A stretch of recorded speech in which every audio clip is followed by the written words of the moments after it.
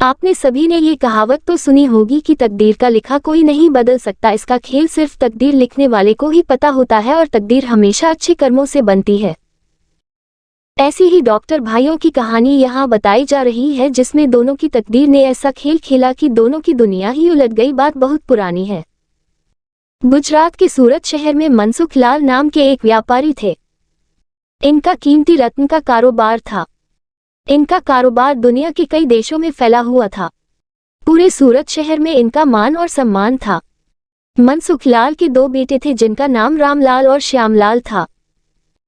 रामलाल को दौलत और रुतबे का बहुत घमंड था, जबकि श्यामलाल एक शरीफ और सुलझा हुआ इंसान था। घमंड के साथ साथ रामलाल में ईर्ष्या और बेईमानी जैसे अवगुण भी थे। समय के साथ साथ मनसुख लाल की उम्र बढ़ती जा रही थी।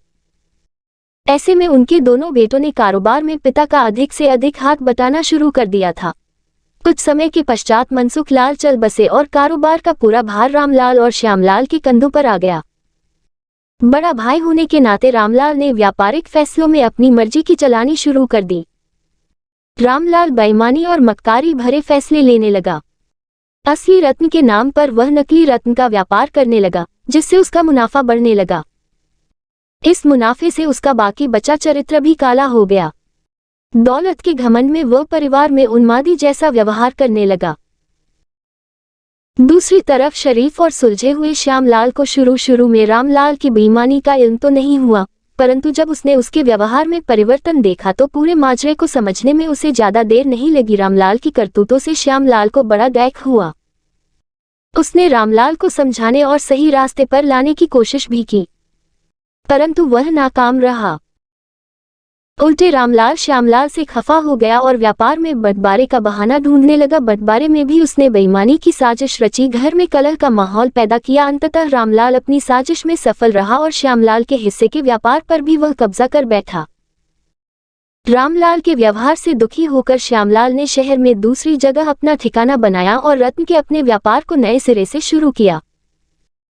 ईमानदारी की नींव पर शुरू हुआ श्यामलाल का व्यापार जल्दी ही चल निकला। एक तरफ जहां श्यामलाल की ख्याति देश और विदेश में बढ़ने लगी, वहीं दूसरी तरफ रामलाल की करतूतों की पोल खुलने लगी थी। नकली रत्न के व्यापार के कारण रत्न बाजार में रामलाल की साख को जोरदार धक्का लगा और उसके व्यापार का दायरा सिमटने लगा। अंततः नौबत यहां तक आ गई कि बाहर क्या, अपने शहर का भी कोई व्यापारी रामलाल का नाम लेने से भी तौबा करने लगा। अब तो नौबत यहां तक आ गई कि रामलाल को धन के अभाव में अपना घर, दुकान, सामान तक बेचना पड़ रहा था।